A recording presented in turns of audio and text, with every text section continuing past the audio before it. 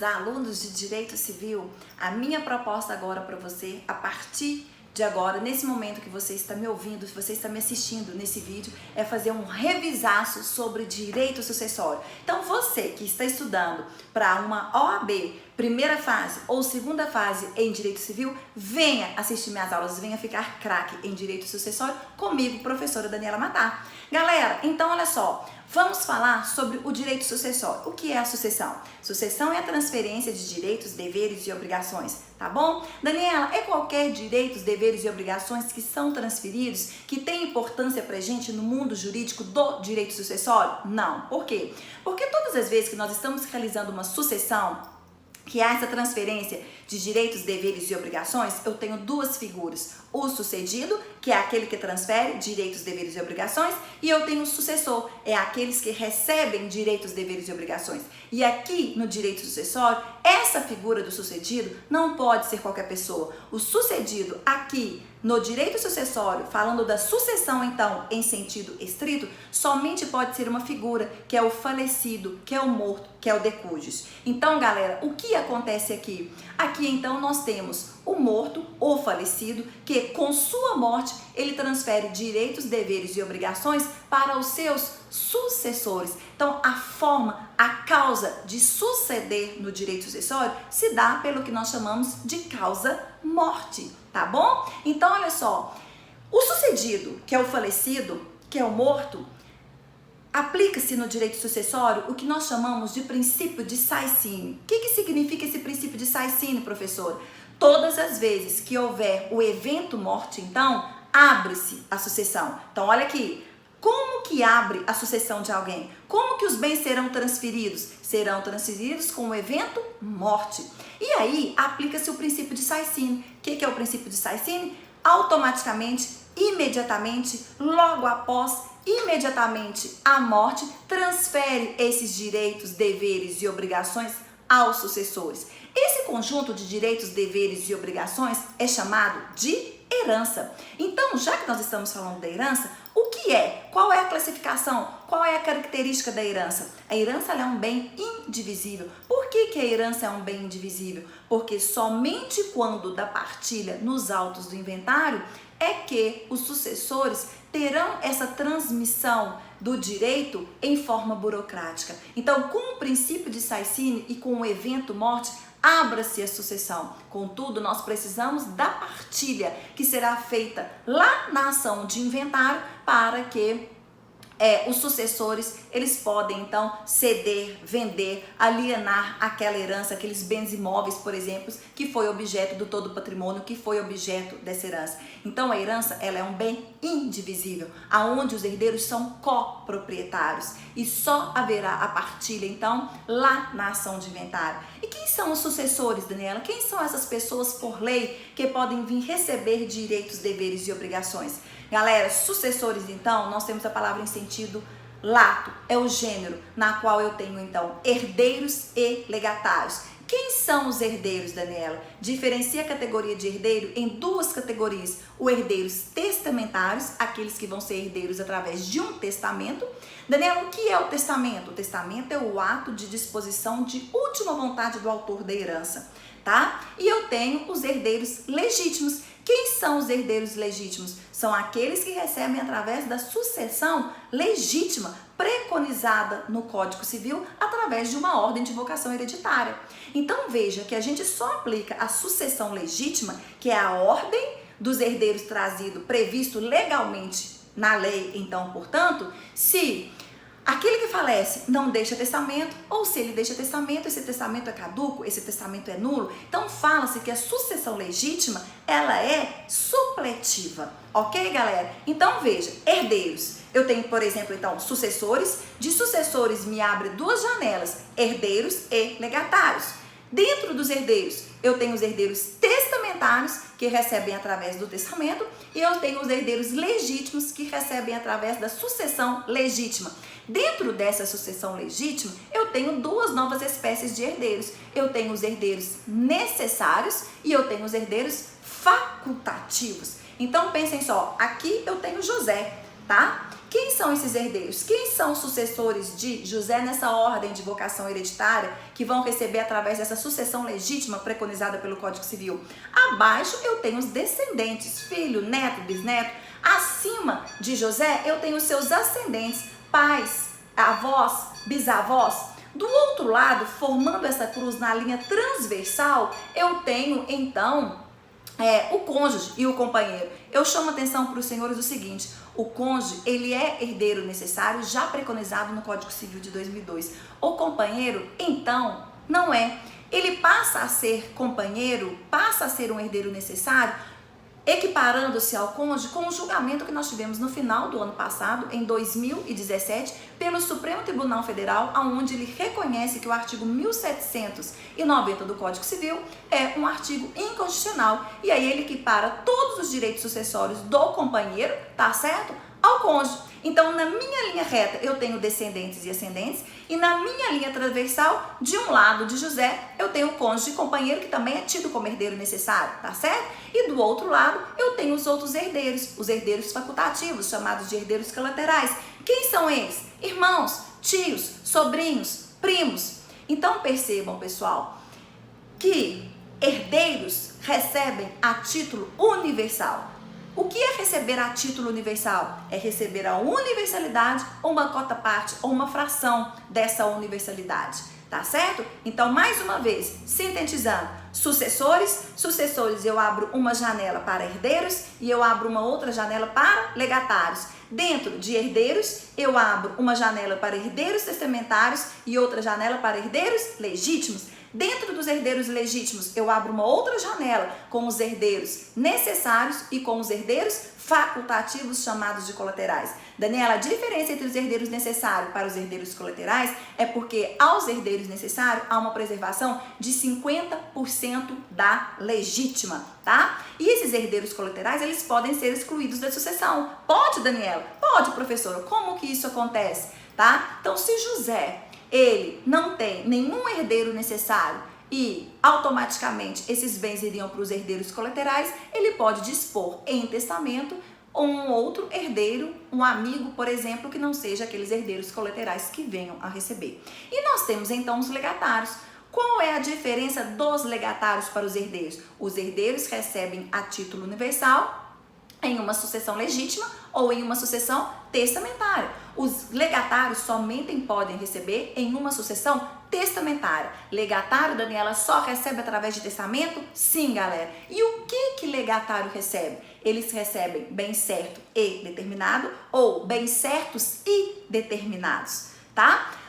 O que a gente tem que verificar então? Que nós temos que pensar qual é a hipótese desses bens certos e determinados que o legatário está recebendo. Se for bens infungíveis, eles vão receber a propriedade quando dá abertura da sucessão. Se for a posse, na partilha. Se são bens fungíveis, tanto a propriedade quanto posse, eles somente vão receber lá na partilha. Então, essa é uma diferenciação que a gente tem que fazer. Por quê, Daniela? Porque nós temos o que nós chamamos de princípio de Sisine. O que significa o princípio de Sisine? Que com a abertura da sucessão, e a abertura da sucessão ela acontece quando? Com o evento morte. E aí aplica-se o princípio de Sisine. O que é o princípio de Sisine? Que com o evento morte, desde logo, transmite-se então aos herdeiros todo o patrimônio, todos os direitos, deveres e obrigações, toda a herança. Então, em relação ao legatário, nós vamos ter que fazer essa ressalva quando se tratar então de bens fungíveis e bens infungíveis. Então, olha só, galera, o que acontece? Nós temos então o direito sucessório. O direito sucessório é a sucessão em sentido estrito, aonde eu tenho duas figuras: sucedido, morto, falecido, transferindo direitos, deveres e obrigações, sendo que esses deveres, direitos e obrigações, herança sempre indivisível, tá? Bem imóvel sempre. E então, quem são esses sucessores que vão herdar? Esses sucessores poderão ser herdeiros, como também poderão ser legatários. E esses herdeiros podem ser herdeiros testamentários, bem como herdeiros legítimos. Dentro dos herdeiros legítimos, nós temos os herdeiros necessários e os herdeiros facultativos, também chamados de colaterais. Essa transferência de direitos, deveres e obrigações só vai acontecer quando houver a abertura da sucessão. A abertura da sucessão acontece com o evento morte. Abrindo-se a sucessão, aplica-se então o princípio de scisine, tá certo? Agora olha só, pessoal, qual a lei que a gente aplica na sucessão aberta? Exemplo, determinada pessoa falece no ano de 2000, aonde nós estávamos com a vigência do Código Civil de 1916. Contudo, o inventário, a ação de inventário, ela só foi aberta agora em 2010, na vigência do Código Civil de 2002. Quais são as normas que vão ser aplicadas? Código Civil de 1916 ou Código Civil de 2002? A lei é clara, aplica-se a lei vigente à abertura da sucessão. Então, nesse exemplo, vai ser condizente o Código Civil de 1916. E aí eu tomo e chamo a atenção dos senhores. Abre-se a sucessão com evento morte. O inventário abre-se em um lapso temporal determinado pela lei a contar da abertura da sucessão. Então, eu tenho o artigo 1796 do Código Civil que diz que a ação de inventário ela deve ser aberta no prazo de 30 dias a contar da abertura da sucessão. E nós temos a Lei 11.441 de 2007 que diz que a ação de inventário deverá ser proposta no prazo de 60 dias a contar da abertura da sucessão. E nós temos o artigo 611 do novo CPC que reza que a ação de inventário deverá ser proposta no prazo de 2 meses a contar da sucessão aberta. Percebam que Código Civil fala em 30 dias, Lei 11.441 fala em 60 dias e o novo CPC de 2015 fala no prazo de 2 meses. 2 meses não são 60 dias. Então veja, a norma contida no Código Civil, apesar de válida, ela é ineficaz, ela não mais produz efeitos. E aí a gente vai ter que verificar então se nós estamos diante de um inventário extrajudicial, Lei 11.441, ou se nós estamos diante de um inventário judicial, aplicação do 611 do novo CPC. Aceitação e renúncia da herança. Tudo bem, galera? Aqui nessa aula de aceitação e herança, nós vamos trabalhar do artigo 1804 a 1813 do Código Civil. Então, eu peço aos senhores que após a aula vocês façam a leitura dos artigos de 1804 a 1813 do Código Civil. Galera, o que é aceitação? Então, olha aqui, nós vimos na primeira aula de revisaço do direito sucessório que, com o princípio de scisine, os sucessores, então, com a abertura da sucessão, logo com a abertura da sucessão, com o evento morte, transmite aos sucessores todos os direitos, deveres e obrigações. Ou seja, com o evento morte, abre-se a sucessão, com o princípio de scisine, transmite aos sucessores. Os sucessores, que nós vimos na aula passada, que poderão ser herdeiros e herdeiros testamentários ou legítimos, e eles poderão também ser legatários, eles podem aceitar ou não a herança. Então veja, qual que é o ato da aceitação? A aceitação nada mais é do que um ato meramente confirmatório, em que os herdeiros, em que os sucessores aceitam receber essa transferência de direitos e deveres e obrigações, que é a herança, lembrando que a herança nada mais é do que um bem imóvel, um bem indivisível, até então realizar a partilha de bens. Então olha só, quais são as características da aceitação? Tá? A aceitação, ela é um ato unilateral. A aceitação nada mais é do que um ato jurídico em sentido estrito. Daniela, mas por que a aceitação é um ato jurídico em sentido estrito? Eu peço aos senhores que retornem lá nas aulas de atos e fatos dos senhores e verificam qual é a diferença de um ato jurídico em sentido estrito para um negócio jurídico, que, por exemplo, o testamento é um negócio jurídico, o casamento é um negócio jurídico. Lembrando que ato jurídico em sentido estrito, bem como o negócio jurídico, eles decorrem do ato lícito. O ato lícito advém do ato jurídico, que advém de um fato humano jurídico. Então, pessoal, voltem na aula de atos e fatos para que vocês possam fazer essa revisão, tá? Mas aqui, a aceitação é um ato jurídico em sentido estrito porque decorre a vontade da própria lei, os efeitos decorrem da própria lei, ok, galera? Então, veja, a aceitação, ela é um ato unilateral, A aceitação, ela é incondicional, os herdeiros não podem colocar nenhuma condição para que possa aceitar a herança.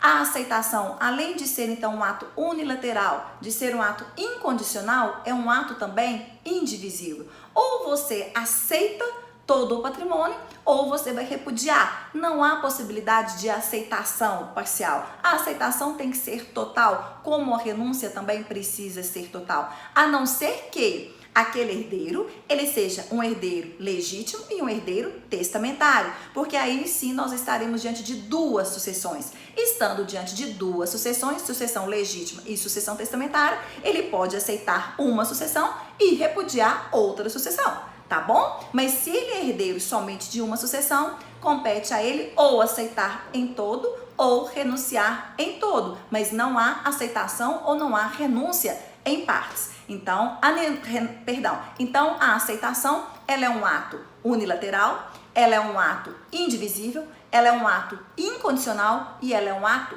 irrevogável, tá, galera? Quais são as espécies de aceitação que nós temos, então, no nosso ordenamento? Nós temos a aceitação direta e a aceitação indireta. Daniela, quando que ocorre a aceitação direta? Quando os próprios herdeiros, por direito próprio e por cabeça, dentro de cada classe e dentro de cada classe, dentro do mesmo grau, ele vem aceitar. Então, se eu tenho José, tá certo? E ele tem um filho aqui, descendentes, F1. Quando do falecimento de José, F1, então, ele pode aceitar, como ele pode o quê? Renunciar essa herança. Então, percebam, ele vai aceitar de que forma? De forma direta, porque dentro da ordem de vocação hereditária, classe mais próxima exclui a classe mais remota e dentro de cada classe, olha a classe dos descendentes, o grau mais próximo exclui o grau mais remoto. Então, se eu tenho um filho, ele que vem aceitar e não o neto, tá certo? Então, essa é a aceitação direta. E nós temos a aceitação indireta, quando outro faz a aceitação em nome do herdeiro que deveria aceitar. Então, por exemplo, um credor. Um credor, Daniela, ele pode vir no lugar do herdeiro para aceitar a herança? Pode. O tutor, o curador, ele pode aceitar a herança no lugar do pupilo, do curatelado? Pode. Então, é uma aceitação indireta. Mas, se a aceitação ela é direta ou se a aceitação indireta, qual é a forma? Como ela será feita? Então, a aceitação ela pode ser de forma expressa. O que é aceitação expressa? É a aceitação escrita, feita nos próprios autos de inventário, feita por termo judicial. Daniela, mas só pode aceitar a herança de forma expressa? Não. A lei prevê também, no artigo 1805, que a aceitação ela pode acontecer de forma tácita. O que é a aceitação tácita? É praticar atos compatíveis de aceitação. Tomem cuidado o seguinte, por exemplo, se eu, Daniela, não vou aos autos de processo de inventário e por termo judicial eu faço a expressa, mas a partir do momento que eu assino uma procuração para o advogado para que ele possa me representar aos autos do processo de inventário, isso significa então que eu aceitei de forma tácita. Chama atenção porque o artigo 1805, no parágrafo único do Código Civil, ele expõe que atos oficiosos, conservatórios ou de administração não induz, tá, em aceitação tácita. Então, aquele herdeiro que estava na posse do imóvel, por exemplo, não é só porque ele está na posse do imóvel que isso é considerado como, então, uma aceitação tácita. Aquele que realiza o funeral do falecido, não é porque ele ajudou na realização do funeral que isso significa uma aceitação tácita. Então, tomem cuidado, põem um asteriscos aí, bacana, no 1805, parágrafo único. E nós temos a aceitação presumida. Daniela, quando ocorre a aceitação presumida?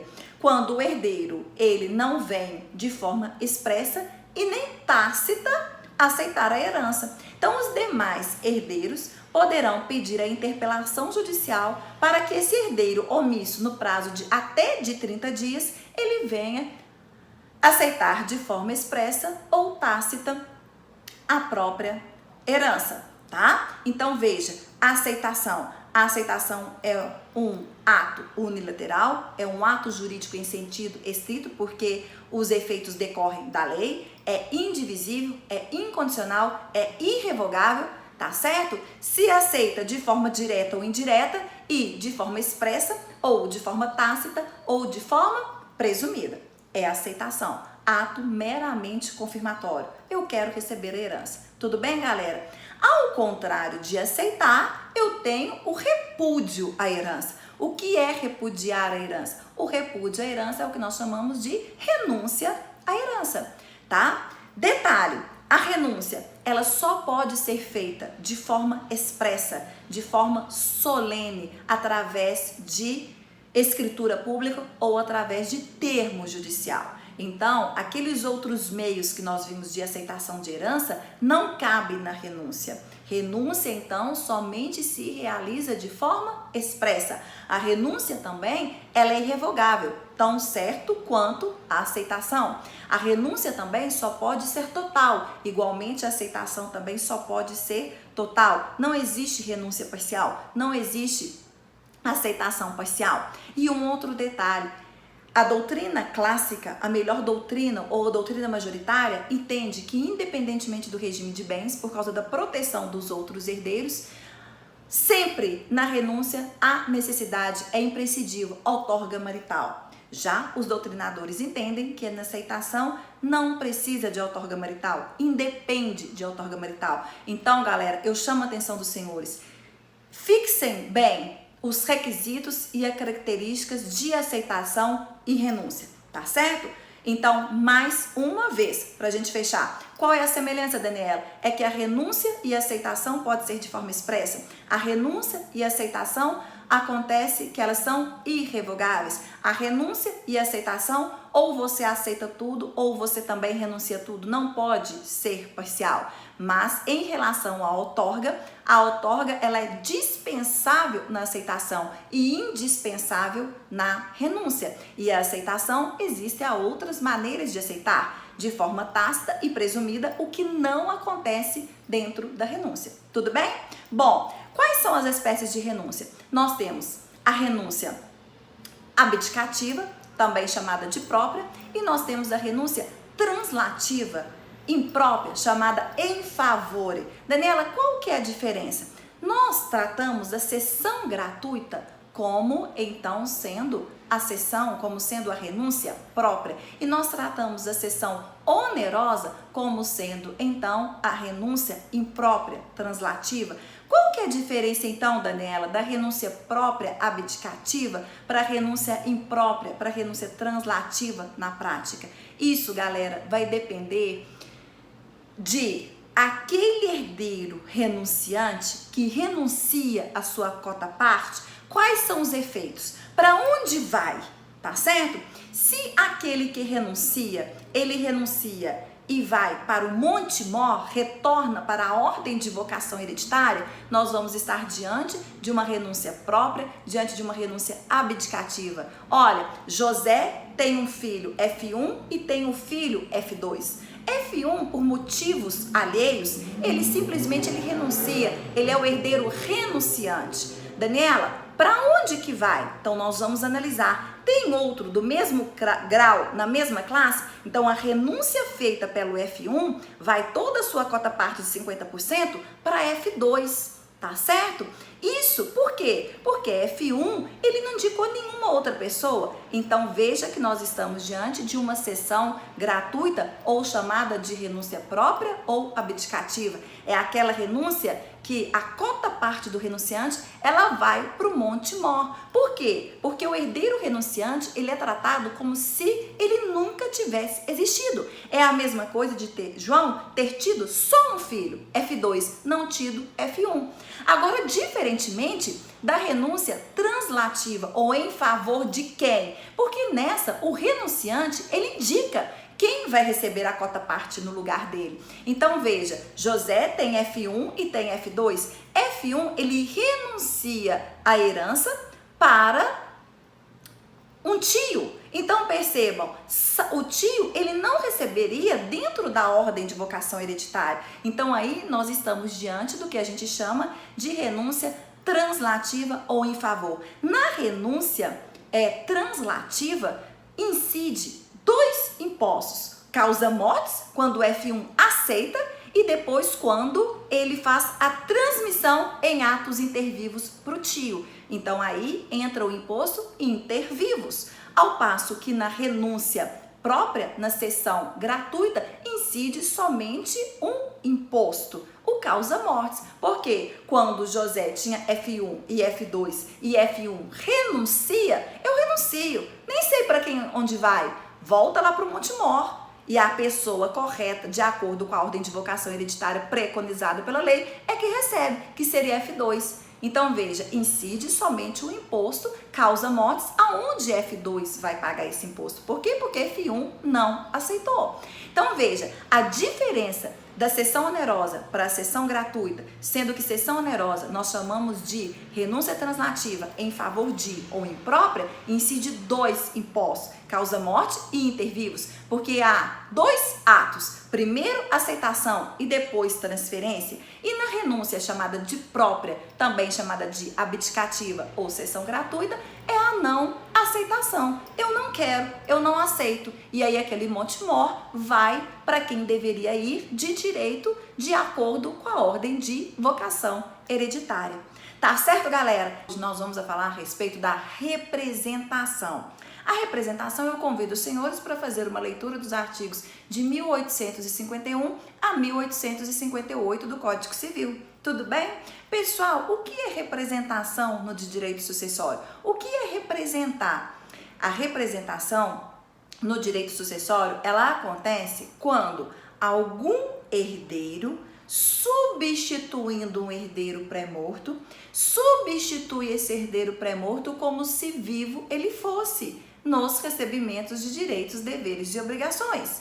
Então, veja só, se eu tenho José, que é o autor da herança, e José, autor da herança, deixou 2 filhos, F1 e F2, sendo que o filho F1 tem um outro filho, N1, que é o neto de José, então, veja só o que acontece com esse direito de representação, tá bem?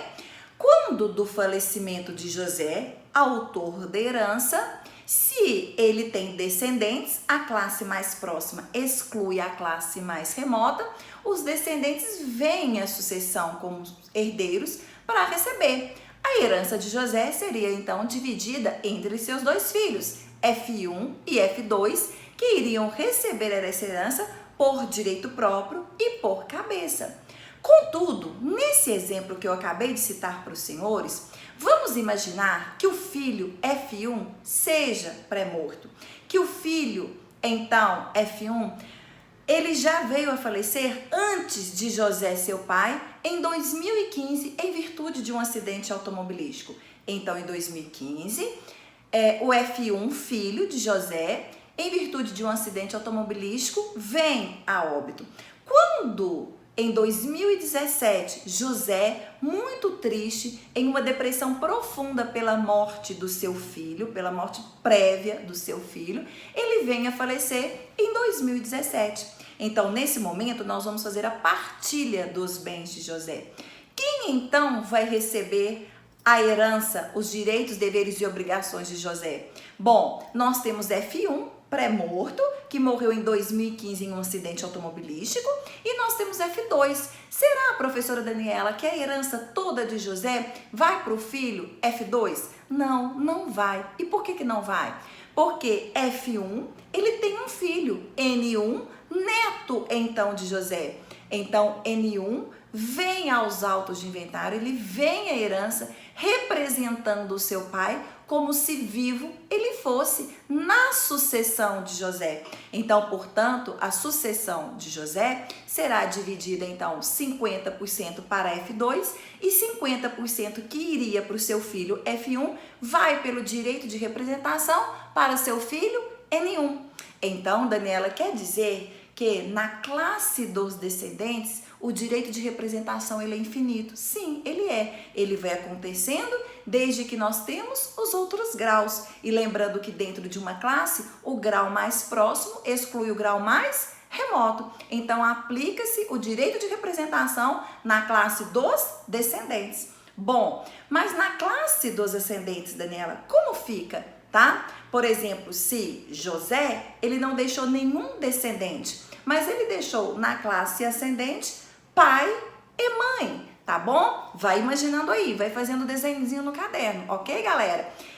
Bom, se então na data do falecimento, da abertura da sucessão, se José não tem descendentes, a sua herança então vai para os ascendentes, porque classe mais próxima exclui a classe mais remota. E se ele tem pai e mãe, a herança será dividida entre pai e mãe, 50% para o pai, 50% para a mãe de José.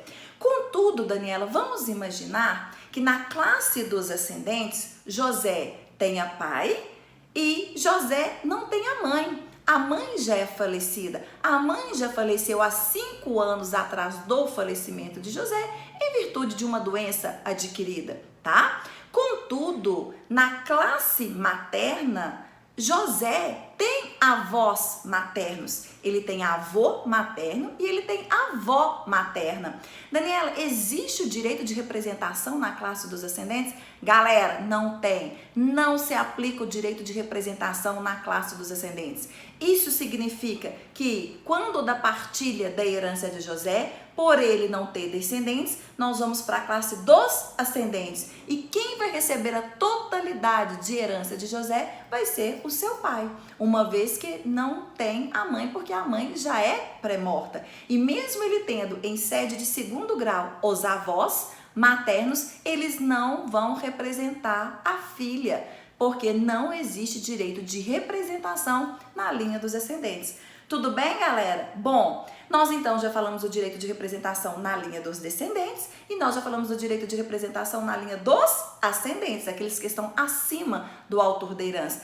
E na linha transversal, Daniela, quando nós temos os colaterais, o que a legislação civil fala a respeito do direito de representação em relação aos colaterais? Somente haverá direito de representação em favor de filhos de irmãos. Quem são os filhos de irmãos? São os sobrinhos. Então, quer dizer, Daniela, que sobrinho pode vir em uma partilha representando o pai, irmão do autor da herança. Então, nesse mesmo exemplo agora, vamos supor que José, tá bom? José tá aqui. José não tenha descendentes, José não tenha ascendentes, mas José tem 2 irmãos, irmão 1 e irmão 2. Sendo que o irmão 1 de José tem um filho, S1, que é o sobrinho de José. Então, veja, José veio a óbito, tá? Como que seria essa partilha, então? José não tem descendentes, José não tem ascendentes, José não tem cônjuge nem companheiro, porque eu não mencionei isso. Então, os colaterais, irmãos de José, iriam receber a herança de José. Que se o irmão 1, o irmão 2 estando vivo, 50% para o irmão 1 e 50% para o irmão 2. Mas vamos supor agora, para a gente aplicar o direito de representação, que em 2017 falece José. Contudo, em 2015, o irmão número 1 de José já havia falecido em virtude de um acidente automobilístico, deixando um filho, S1, que é o sobrinho, então, portanto, de José. Nessa hipótese, professora Daniela, aplica-se o direito de representação? Isso aí, galera, aplica-se o direito de representação em favor dos filhos de irmão. Então, se o irmão 1 de José já era pré-morto, já era falecido, faleceu em 2015, anteriormente ao falecimento de José em 2017, a herança de José não vai em 100% para o irmão 2, mas 50% para o irmão 2 e 50% que caberia ao irmão 1 receber. Quem recebe representando ele? O filho dele, que seria então S1, sobrinho de José. O sobrinho de José vem aos autos então do inventário, vem na herança, recebendo no lugar do pai, como se vivo o pai estivesse. Então, galera, aplica-se então o direito de representação na linha transversal somente em favor de filhos. Vamos supor que José, tendo irmão 1, irmão 2, sendo que o irmão 1 tem o filho dele, que seria S1, sobrinho de José, e esse sobrinho de José, S1, tem um filho, que é SN, sobrinho neto de José. Tudo bem? Se vocês estão tendo problema na questão de parentesco, vai nas minhas aulas, playlist, Direito Civil, Direito das Famílias, Parentesco, para que vocês possam relembrar da questão de parentesco, tá bom? Vamos supor então que quando do falecimento de José, em 2017, no acidente automobilístico, falece o seu irmão 1, bem como o seu filho, S1, deixando então somente o filho de S1, SN1, sobrinho neto de José. Daniela, quando em 2017 do falecimento de José, quem herdará? Tá bom? Somente então herdará seu irmão 100% da herança. Por quê? Porque não existe direito de representação que vai além do filho de irmão. Então, o sobrinho neto, ele não pode vir na linha transversal representar aquele que deveria receber como se vivo morto, tá? Como se vivo fosse, tá bom, pessoal? Então, olha só, esse é o direito de representação. Então, veja que o direito de representação a gente aplica quando nós temos um caso de morte prévia, um caso de pré-moriência, algum herdeiro que deveria receber, ele, contudo, já é falecido. Ele faleceu anteriormente ao autor da herança, objeto do qual a gente está fazendo a partilha de bens. Pessoal, ainda eu preciso falar para vocês sobre um detalhe. Lembra na aula passada, nossa aula 2 de revisaço da OAB em Direito Sucessório, que nós falamos sobre aceitação e renúncia? Bom, o que nós falamos sobre renúncia? Que pode acontecer a renúncia, que ela deve ser expressa, que a renúncia é irrevogável, que a renúncia pode acontecer sendo uma renúncia própria e abdicativa ou uma renúncia imprópria e translativa. E nós falamos qual que é o efeito da renúncia. O que acontece com o herdeiro renunciante? Ele renunciou. O que acontece com a sua cota-parte? A cota-parte do herdeiro renunciante, ou ela volta para o Monte Mor, quando eu estou diante de uma renúncia própria, ou ela vai em favor de um terceiro, quando eu estou diante da renúncia translativa ou em favor de alguém. Mas veja só, eu quero dizer para vocês então que o direito de representação, ele não se aplica ao herdeiro renunciante. Porque se eu tenho José e ele tem F1, F2, F3, 3 filhos, se F1 ele renuncia, ele é um herdeiro renunciante, quem é que vai receber a sua cota parte? Serão seus irmãos, F2 e F3. Professora Daniela, mas se ele tivesse um filho F1, mesmo assim, diante da renúncia gratuita, da renúncia própria, ele não iria receber, porque nós temos os dois, F2, F3, na mesma classe, dentro do mesmo grau, para que pudesse vir receber. Então, percebam que quando nós estamos diante da renúncia, não se aplica o direito de representação na renúncia. Por quê, galera? Porque o herdeiro renunciante, ele não é tratado como se vivo fosse. O herdeiro renunciante, ele é tratado como se ele nunca tivesse integrado o rol dos herdeiros. É como se José nunca tivesse tido filho e F1, somente os filhos F2 e F3. Então, se vocês têm alguma dúvida, voltem à aula 2 a respeito de renúncia. Mas eu quero dizer para vocês, fechando esse vídeo, que o herdeiro renunciante, ele renuncia à herança do autor da herança, ao autor da herança. Contudo, esse herdeiro renunciante, ele pode representar aquele o qual ele renunciou. Então, vamos supor que José tem 3 filhos, F1, F2, F3, tá bom? Quando do falecimento de José, o F1, seu filho, ele renuncia. A sua quarta parte, então, do F1 vai ser dividida para F2 e vai ser dividida para quem? F3, tá bom? Mas veja só que José, que é autor da herança, que era o pai de F1 que veio falecer, ele agora, mesmo morto, o pai dele, que é o avô de F1, veio a falecer. Então, percebam, quem vai receber a herança do pai de José?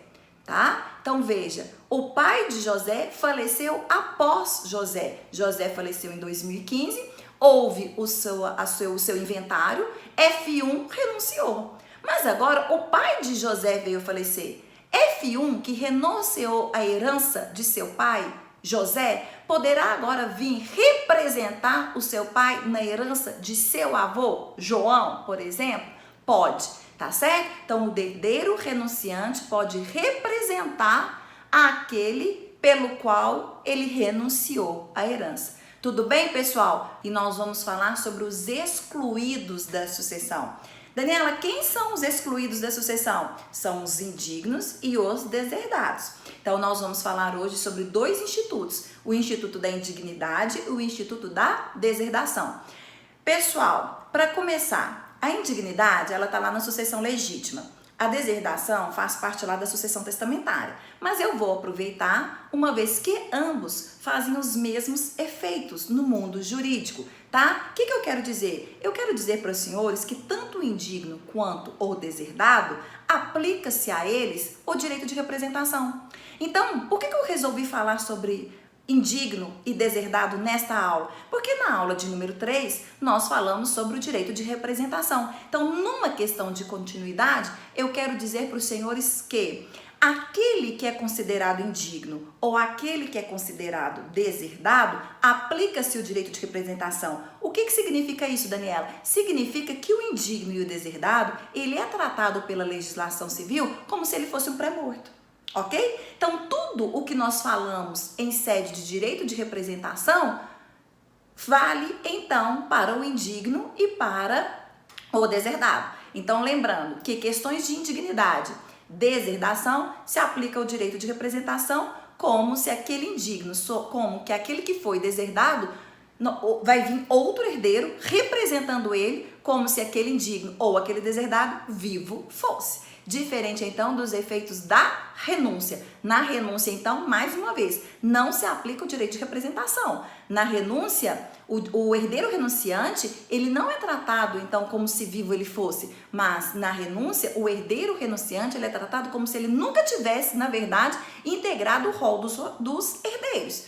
Tá? Então, o primeiro detalhe que vocês jamais podem esquecer, todo indigno e todo deserdado, ele é tratado na legislação civil como se vivo ele fosse. Por que, Daniela? Porque aplica-se então o direito de representação ao indigno ou ao deserdado. Significa que aquele que é considerado indigno, significa que aquele que é considerado deserdado, se ele tem outro herdeiro que possa vir substituí-lo e receber a cota parte dele como se vivo ele fosse, isso vai acontecer. Então, qualquer dúvida, volta na aula nossa de número 3 para que vocês possam dar uma memorizada em direito de representação, tá bom? Então, vamos lá. O Instituto da Indignidade encontra-se no artigo de 1814 a 1818 do Código Civil. Então, eu peço aos senhores depois que façam a leitura desses artigos, tá bem?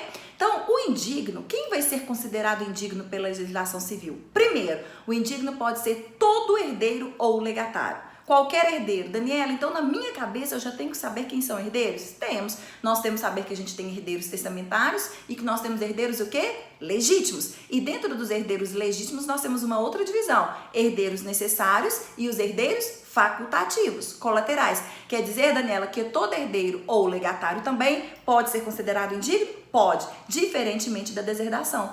Somente herdeiros necessários podem ser deserdados. E a deserdação, ela é objeto de testamento. Então, somente o autor da herança, de forma expressa, em testamento, ele pode, então, deserdar algum herdeiro que necessário. Daniela, então não existe outros meios de deserdar? Não existe deserdação tácita? Não existe deserdação virtual? Não existe. A deserdação é um ato, então, solene e formal que deve ser expresso através de cláusula testamentária no próprio testamento, ok? Então, mais uma diferença, então, de indignidade para deserdação. Vamos lá. Indignidade está lá na sucessão legítima e deserdação está na sucessão testamentária, tá certo? O indigno, então, pode ser todo e qualquer herdeiro, bem como legatário. O deserdado também só pode ser herdeiros o quê? Necessários. Os artigos da indignidade estão lá no 1814 a 1818.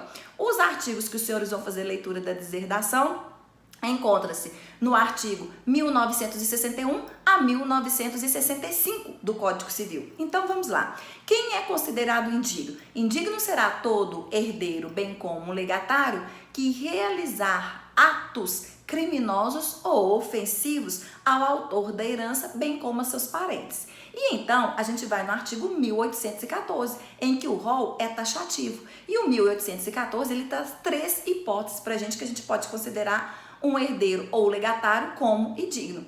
Se o herdeiro ou legatário for autor, coautor ou partícipe de crime de homicídio consumado ou tentado contra a vida do autor da herança, bem como em relação ao cônjuge, companheiro, descendente ou ascendente do autor da herança, ele pode ser considerado indigno. Então, inciso de número 1 do artigo 1814, tá bom? Fala-se então a melhor doutrina, que nessa hipótese de tentativa de homicídio doloso ou consumação do homicídio doloso, tem que existir a condenação. Homicídio culposo tá fora, tá? Homicídio culposo não é causa, então, de indignidade. Nós temos o inciso de número 2. O inciso de número 2, ele fala crimes contra a honra. Calúnia, difamação, injúria. Prestem atenção, porque aqui não precisa de condenação. Até não precisa, por quê? Porque os crimes contra a honra pode acontecer contra a pessoa já falecida. Tá certo? Então não precisa de condenação. E um outro detalhe, esse inciso de número 2 do 1814, ele fala que o herdeiro ou legatário poderá cometer crimes contra a honra contra o autor da herança, bem como contra o seu cônjuge companheiro. Então veja que a interpretação dele ela é menor, ela é restritiva. Por quê? Porque enquanto o inciso de número 1 fala em relação a crimes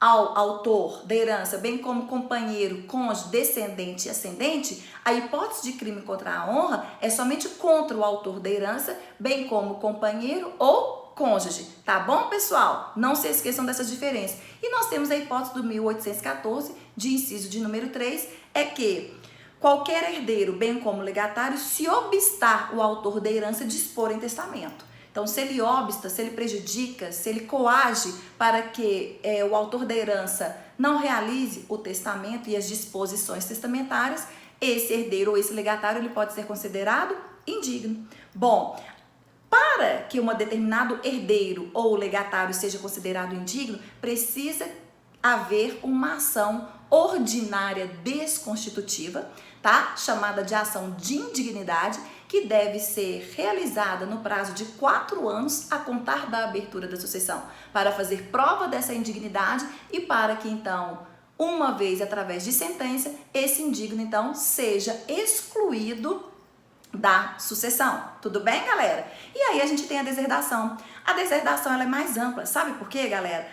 A deserdação ela comporta todos esses 3 incisos do 1814 que nós falamos, mais 1961, mais 1962, mais 1963. Então nós temos a deserdação vista de uma forma maior do que a indignidade. Então, enquanto a dignidade, os atos estão apenas no 1814, na deserdação será 1814, mais 1961, mais 1962 e mais 1963. Então, além desses 3 casos que nós já vimos, existem os outros casos, ou seja, ofensas físicas. As ofensas físicas são as lesões corporais, que podem ser tanto grave como também leve e não precisa de condenação. Tomem cuidado porque isso já foi objeto de prova, perguntando se as ofensas físicas seriam objeto somente de lesão grave ou gravíssima. Não, pode ser leve, grave como gravíssima também e sem objeto de condenação, tá bom? É uma outra hipótese então do caso de deserdação.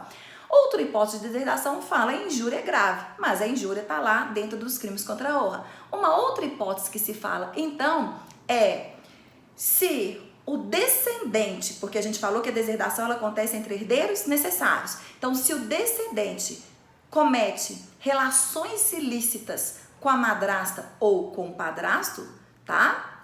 Que então, na verdade, é companheiro ou cônjuge do autor da herança, ele poderá, então, esse descendente, então, ele poderá ser o quê? Deserdado, tá? E da mesma forma também, veja, não é só ascendente que pode deserdar descendente, mas descendente também pode deserdar ascendente. E aí a gente tem essas opções no 1962 e 1963, que fala, então, que se o ascendente manter relações ilícitas com a cônjuge ou companheiro do filho ou da filha ou do neto ou da neta, esse ascendente também ele poderá ser o quê? Deserdado. E de uma última forma de opção que a legislação civil nos traz a respeito da deserdação é a hipótese do descendente não cuidar do ascendente diante desse ascendente estar diante de uma enfermidade grave ou de uma doença mental. Então, ele poderá ser deserdado. E da mesma forma, o ascendente que não cuidar do filho ou da filha, do neto ou da neta, que esteja em uma enfermidade grave ou com uma doença mental, esse ascendente, ele poderá, então, ser deserdado. Eu chamo a atenção dos senhores que nossa legislação civil, ela prevê o seguinte, que quando há essa possibilidade do descendente deserdar o ascendente, é porque o ascendente, então, ele cometeu atos ilícitos, tá? Com o companheiro ou a companheira do filho ou da filha ou do neto ou da neta. E se o ascendente, ele não cuida, tá? Ele não zela quando o filho ou a filha ou o neto ou a neta está com grave enfermidade ou doença mental. Veja que a nossa legislação civil fala em filho ou filha, neto ou neto. Ela não traz as outras classes de descendentes, tá? Contudo, a deserdação, ela é realizada pelo autor da herança em relação aos herdeiros necessários. Então, descendentes podem deserdar ascendentes e ascendentes podem deserdar descendentes. Então, façam a leitura do 1814, 1961, 1962, 1963. Lembrando que deserdação, então, ela é objeto de testamento.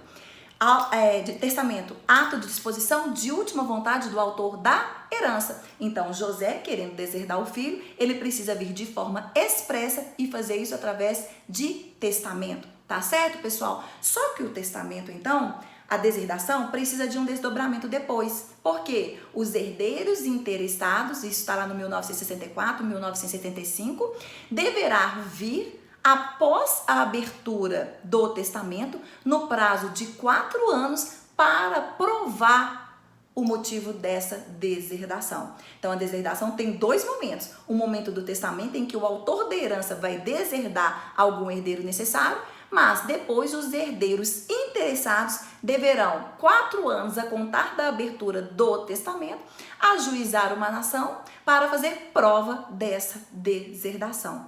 Tudo bem, pessoal? Lembrando, então, que os excluídos da sucessão, os indignos e os deserdados, a pena, então, não passa da pessoa. Os efeitos são pessoais. Então, por isso, cabe o direito de representação. Então, veja, se José tem um filho, F1, e ele tem um neto, se F1, filho de José, ele comete, então, uma tentativa de homicídio contra José, ou contra sua cônjuge, ou contra sua companheira, ou contra algum outro descendente seu, ou contra algum outro ascendente seu, F1, que será considerado indigno ou deserdado, tá? Ele, então, é excluído da sucessão. Mas, quando do falecimento, então, portanto, de José, a cota parte que caberia a F1 poderá, então, vir para seu filho, N1, neto de José. Por quê, Daniela? Porque se aplica o direito de representação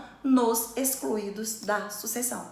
Na nossa aula de hoje, nós vamos falar sobre a ordem de vocação hereditária, que se encontra no artigo 1829 do Código Civil. Antes de a gente entrar no artigo 1829 do Código Civil, eu preciso citar a vocês o artigo 1789 do Código Civil.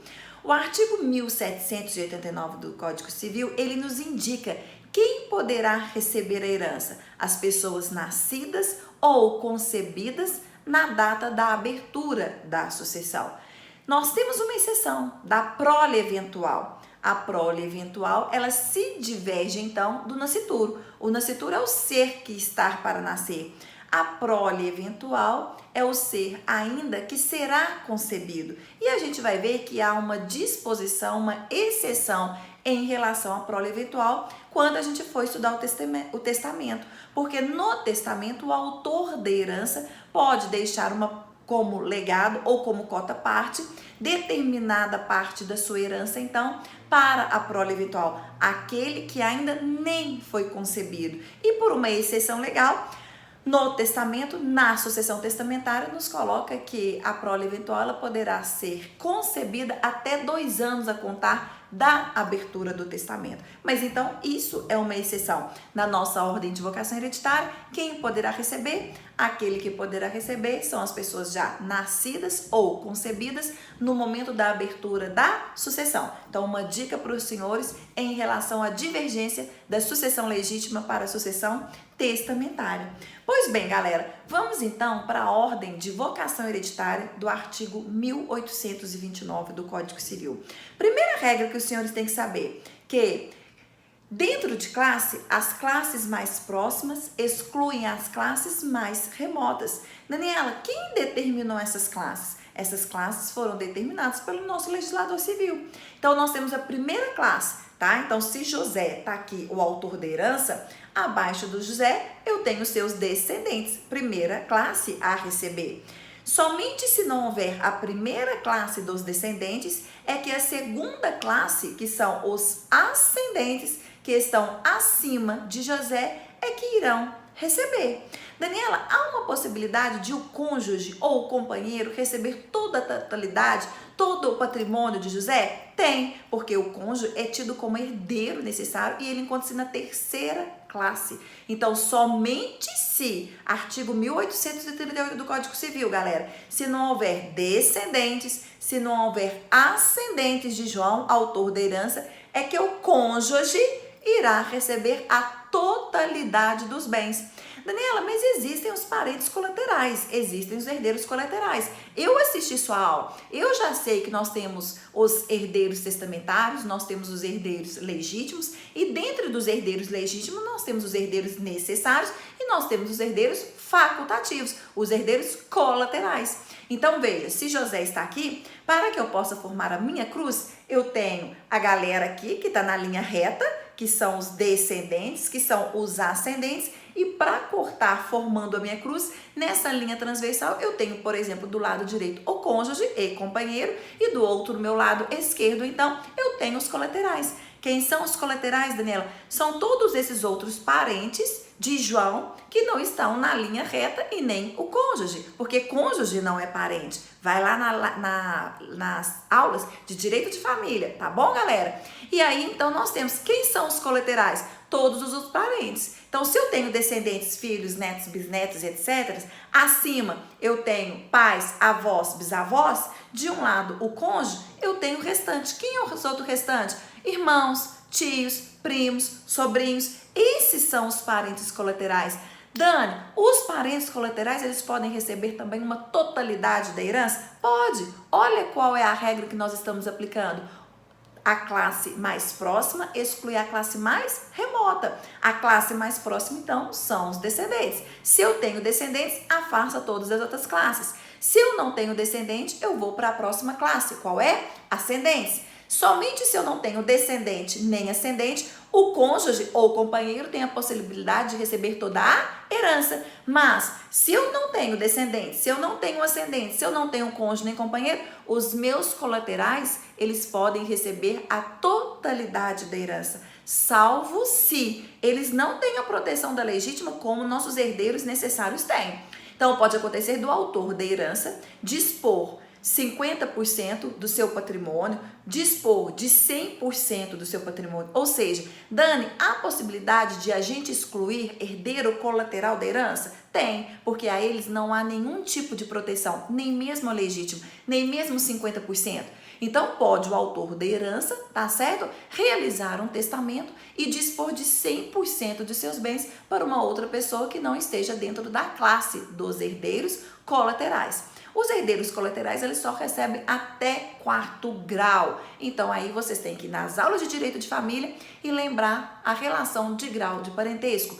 Rapidinho, irmãos são parentes de 2º graus, primos e tios são parentes de 3º graus, primos são parentes de 4º grau. Mas dúvida em relação à contagem de grau de parentesco, aula de direito da família, tá? Então, galera, olha só.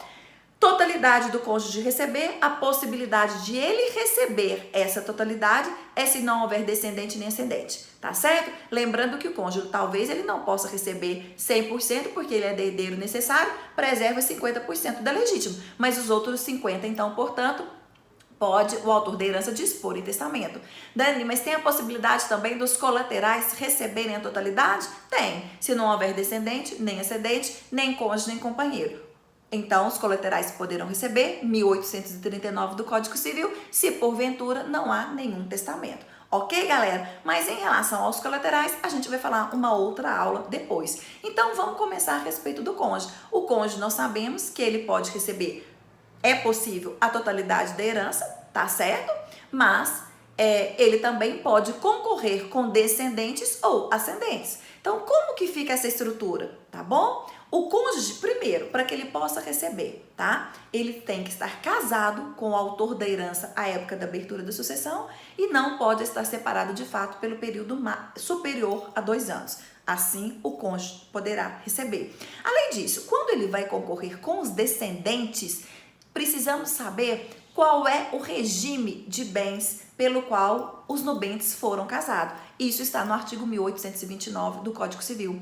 Então, o cônjuge somente vai, sobrevivente, concorrer com os descendentes, então com filhos, com os netos, se ele for casado no regime da comunhão parcial de bens e deixar bens particulares, no regime da participação final dos aquestos e, de acordo com o STJ e de acordo com enunciados da Jornada de Direito Civil, exemplo, o enunciado número 270 da terceira Jornada de Direito Civil, poderá também o cônjuge sobrevivente concorrer com descendentes se ele for casado no regime da separação convencional. Dani, então todas as vezes que o cônjuge sobrevivente tiver sido casado com o autor da herança, em relação ao regime da comunhão universal de bens, ele concorre com descendentes? Não. No da separação obrigatória, ele concorre com descendentes? Não. Da separação da comunhão parcial de bens, ele vai concorrer? Somente se ele deixou bens o quê? Particulares. Tá? Então, isso é uma ressalva. Bom, ele vai concorrer com descendente. Se esses descendentes forem comuns, então José é casado com Maria, tá? E eles possuem um filho em comum. Então, vai ser partilhado de forma igualitária. 50% do patrimônio para Maria, 50% do patrimônio para o filho em comum. Dani, e se eles tiverem 2 filhos? Então, vai ser dividido 1/3 para cada. 1/3 para Maria, 1/3 para o filho F1 e 1/3 para o filho F2.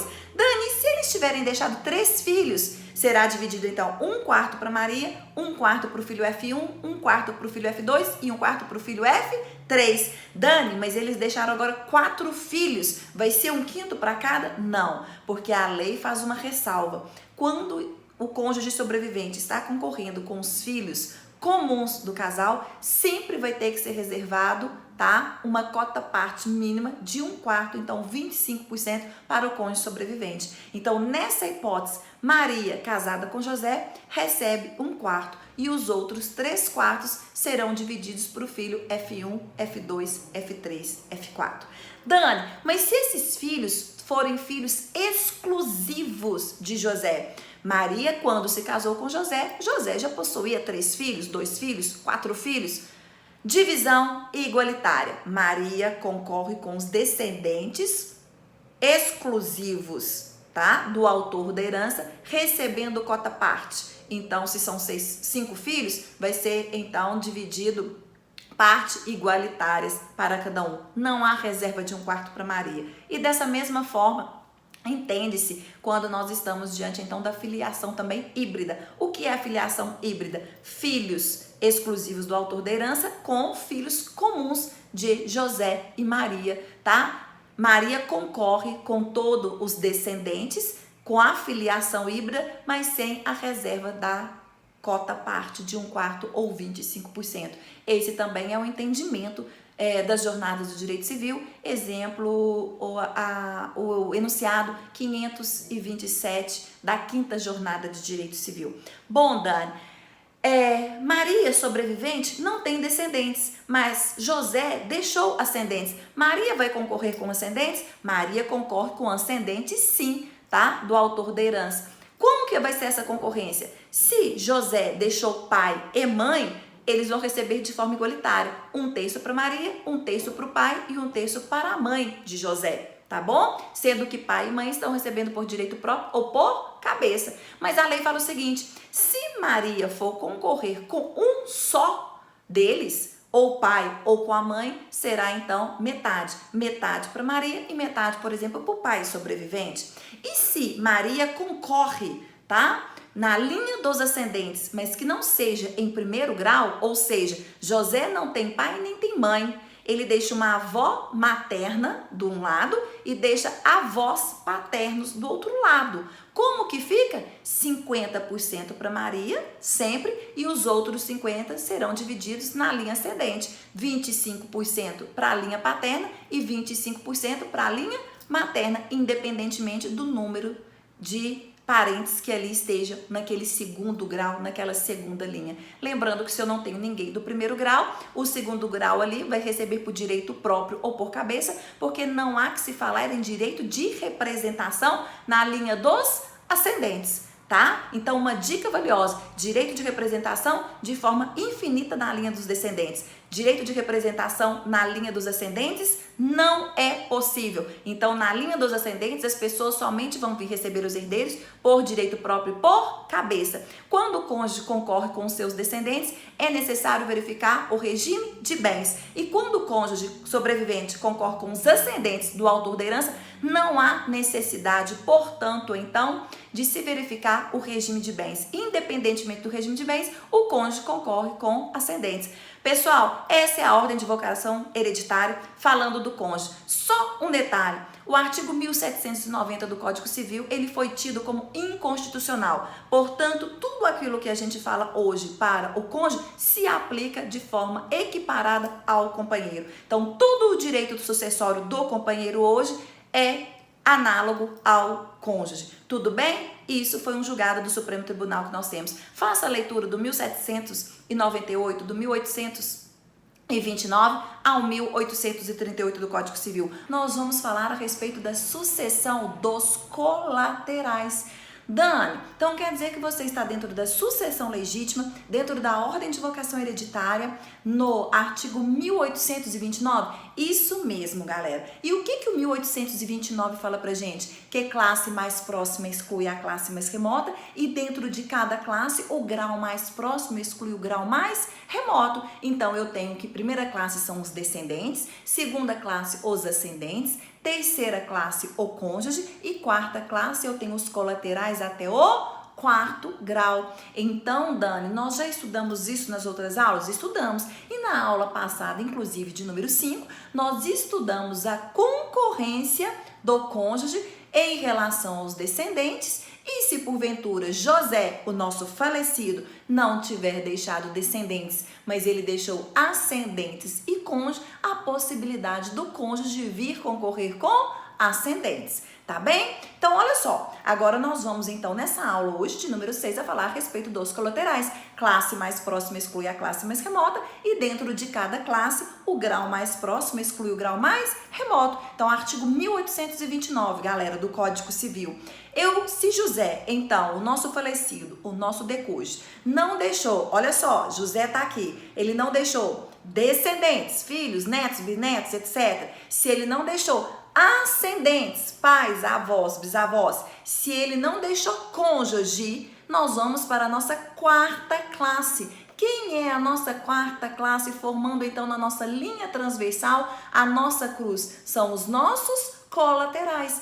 Dani, quem são os nossos colaterais? Veja só, galera, se os descendentes de José são filhos, netos, bisnetos, etc., de forma infinita, e se os ascendentes que estão acima de José, formando a minha linha reta, onde eu tenho meus herdeiros necessários, são seus pais, seus avós, seus bisavós e etc., na minha outra linha transversal, formando a cruz, eu tenho o cônjuge. E lembrando aí, galera, do direito sucessório e do direito de família, apesar de o cônjuge herdar, apesar de o cônjuge ser tido como herdeiro legítimo, apesar do cônjuge ser tido como herdeiro necessário, cônjuge não é o quê? Parente, tá certo? Uma dica para os senhores. Eu tenho, então, todos os outros parentes sucessíveis. Então, quem são os outros parentes sucessíveis que completa a minha cruz, que completa essa minha linha transversal? São todos aqueles que não são descendentes, que não são ascendentes e que não é quem? O cônjuge. Então, nessa linha de cá, transversal, que são os meus herdeiros colaterais, eu tenho quem? Irmãos, eu tenho tios, eu tenho primos e eu tenho sobrinhos. Fazendo uma síntese, então, galera, lá do direito das famílias. Irmão é parente colateral? Sim, Dan. É de qual grau? Segundo grau. Tio e sobrinho são parentes colaterais? Sim, Dan. Mas são parentes de terceiro grau. E os primos? Os primos são parentes de quarto grau? São parentes de quarto grau, Dan. Então, perceba que nós precisamos de saber os graus do parentesco. Graus do parentesco tá lá no direito das famílias. Tudo bem? Quem não viu ainda, vai lá na minha playlist Direito das Famílias, aula parentesco, que vocês encontram lá. Ok, galera? Então, o que eu quero dizer para vocês, então?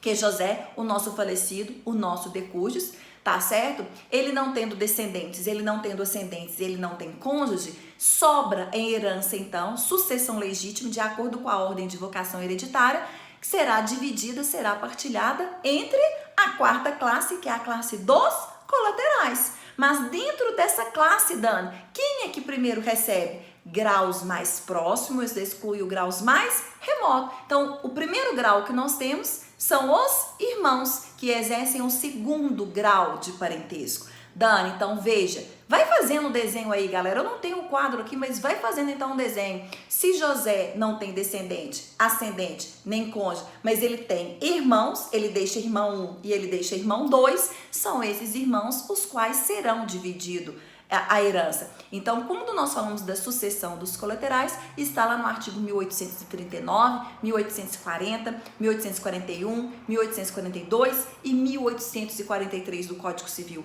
Não deixem de fazer a leitura em relação a esses artigos que eu acabei de mencionar para os senhores. Bom, Dan, e o que acontece? Bom, se José falece e ele, então agora, eu vou esquecer de descendente, eu vou esquecer de ascendente, eu vou esquecer de cônjuge e vou trabalhar somente com a classe dos colaterais, tá? Dentro da classe dos colaterais, a minha primeira classe a receber são os parentes em segundo grau. Dani, nós temos parentes colaterais em primeiro grau? Não. Parente de primeiro grau somente na linha reta. Pais em relação aos filhos, filhos em relação aos pais. Tudo bem, galera? Então, por isso que irmão é parente de segundo grau. Mas dentro da classe dos colaterais, a minha primeira classe a receber, então, são os irmãos que são parentes de segundo grau. Então, galera, como é que funciona? Se José vem a falecer e deixa 2 irmãos vivos, são esses 2 irmãos vivos que irão receber a herança. Qual que é a divisão, Dani? Igualitária. Metade para o irmão 1 e metade para o irmão 2. Bom, galera,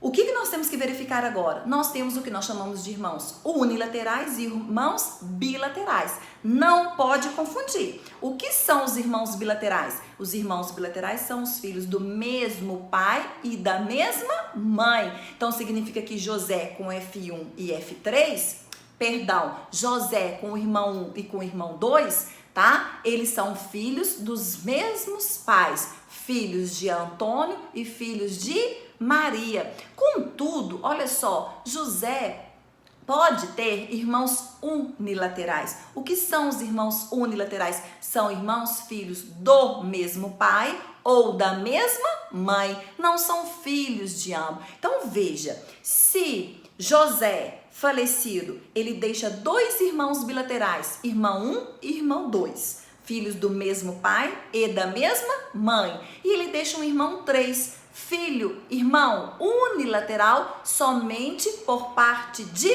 pai. Como vai ser feita essa divisão, Dani? Então, a lei nos fala, tá? Que o irmão unilateral, ele recebe a metade que competirá aos irmãos bilaterais em receber, porque são filhos do mesmo pai e da mesma mãe. Então, essa é a regrinha que vocês não podem esquecer. Dani, se José deixa somente irmãos bilaterais, 3 irmãos bilaterais, irmão 1, irmão 2, irmão 3, divisão igualitária. Dani, se José ao falecer deixa 3 irmãos unilaterais, tá? Do mesmo pai ou da mesma mãe, e então vai ser divisão o quê? Igualitária. Dani, mas se José falece e deixa irmãos bilaterais e irmãos unilaterais, muda-se a regra. Os irmãos unilaterais, eles recebem então metade da cota parte que competirá aos irmãos bilaterais em receber. Tá certo?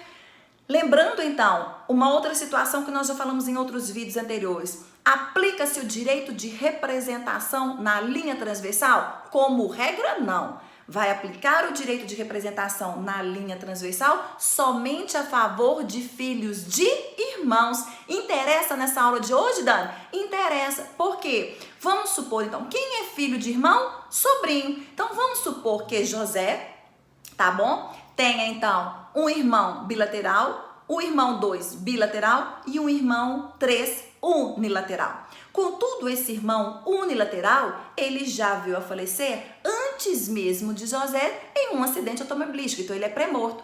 Contudo, esse irmão 3 unilateral, ele deixou um filho, que é o sobrinho de José.